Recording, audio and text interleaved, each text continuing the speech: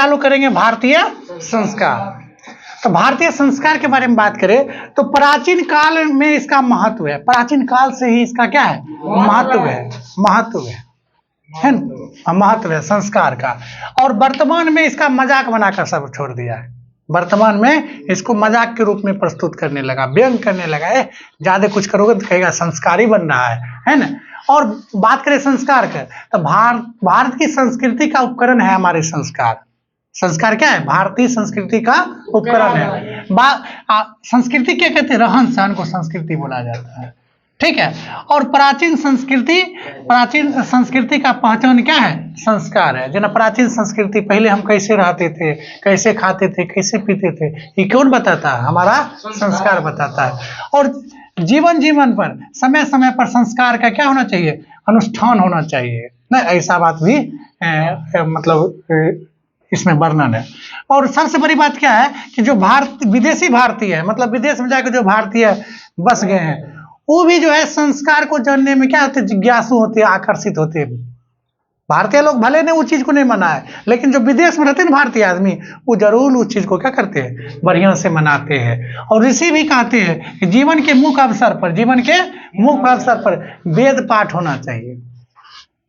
जीवन के मुख्य अवसर, जना मान लो कि मुंडन करवा रहे तो उसमें होता है ना पूजा पाठ, है जनेऊ करवा रहे तो उसमें होता है, छोटा छोटा चीज में होना चाहिए, है ना।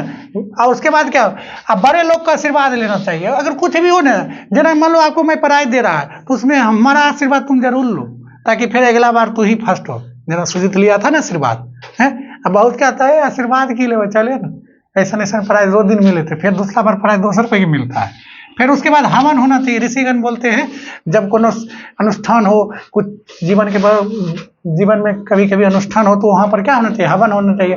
परिवार के सभी लोग का मिलन हो, ये नहीं कि हम शादी कर रहे हैं, परिवार के दूसरे लोग क्या हमारे बुराई कर रहा है, उसको भी मना के लाओ।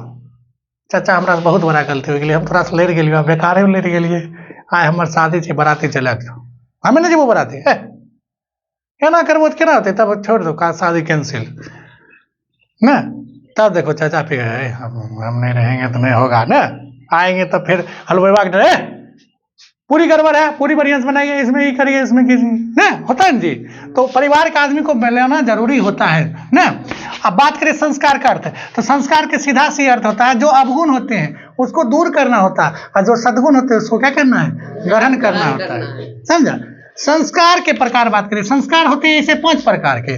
जैसे जन्म से पहले जो संस्कार होते हैं उसको कहते हैं, जन्म से पहले 3 संस्कार होते हैं ना, और उसके बाद वो होते हैं शिशु अवस्था में, जिसको शैशव संस्कार बोलते हैं, वो भी होते हैं 6, ठीक है।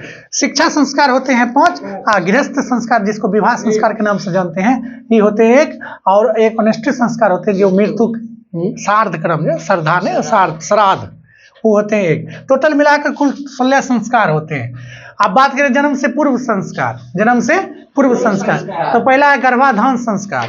गर्भाधान संस्कार जो होता है ना, गर्भ की रक्षा करने के लिए होता है। माँ के बच्चा में, मतलब माँ के गर्भ में बच्चा अगर पल रहा है तो गर्भ की रक्षा करना भी जरूरी होता है ना। उसके बाद कौन होता है, पुष्पवर्ण संस्कार, ये होता है बच्चा संस्कारी बने, इसलिए ये संस्कार होता है, समय समय पर होते रहता है। उसके बाद सीमंतो नयनम संस्कार, माँ खुश रहे इसके लिए भी बीच में संस्कार होता है समय समय पर। उसके बाद होता है शैशव अवस्था में जो संस्कार होता है, शैशव संस्कार, इसमें होता है जात कर्म होता है ना। तो जात कर्म में क्या होता है, कौन मतलब जात कर्म में बहुत बड़े बड़े जो जैसे उच्च वर्ग के लोग होते हैं ना हमारे समाज में, वो सब करवाते, पंडित हो गए, मतलब जो करवाना तो सभी को चाहिए, लेकिन जात कर्म होता है, इसका जात कौन है, क्या है, नहीं है, इसका वंश कौन है, सबको लिखा जाता है डायरी में, ताकि आगे शादी ब्याह में है ना प्रॉब्लम ना हो। फिर नामकरण, छठियारा होता है, उसमें नामकरण था, इसका नाम क्या रहना चाहिए ना। और उसके बाद निष्कर्म संस्कार होता है। निष्कर्म संस्कार का मतलब क्या हुआ, आप लोग इसको घर से करके आओगे, निष्कर्म संस्कार में क्या होता है। फिर अन्न पाचन संस्कार में क्या होता है कि अनाज की दाना बच्चा के मुंह पर दिया जाता है, हाँ छोटा एक दाना 6 महीना के बाद अक्सर दिया जाता है ना। हाँ मुरही के दाना का है, अनाज के दाना, रोटी क्या है उसको मेल के दो, चावल के दाना उसको मेल के बच्चा के दो ना। उसको अगर मान लो ऐसे हम लोग दे देते हैं, उसको अगर मान लो कि एक समय में उसको संस्कार के रूप में दो, अनुष्ठान करके पूजा पाठ करके दो तो अच्छा लगता है ना, ऐसा करना चाहिए। तो उसके बाद होता है चूडाकर, मतलब माथा का मुंडन होता है। बच्चा लोग के जैसे माथा ठोस हो जाता है तब एक समय आता है कि मुंडन होता है और बच्चा लोग खूब कानता है, हम नहीं करेंगे, हम केस नहीं कटाएंगे। उसके बाद उसका केस बढ़िया से कटाया जाता है। उसके बाद होता है कर्ण वेधन संस्कार ना, कर्ण को इससे छेदा जाता है। तो जैसे कि आपको पता है कि पहले ये लड़का लड़की दोनों को पहले छेदा जाता था कर्ण ना, ये भी संस्कार माता है, समझ में? तो इसको नोट करो, उसके बाद इसके बाद पढ़ाते हैं, नोट करो।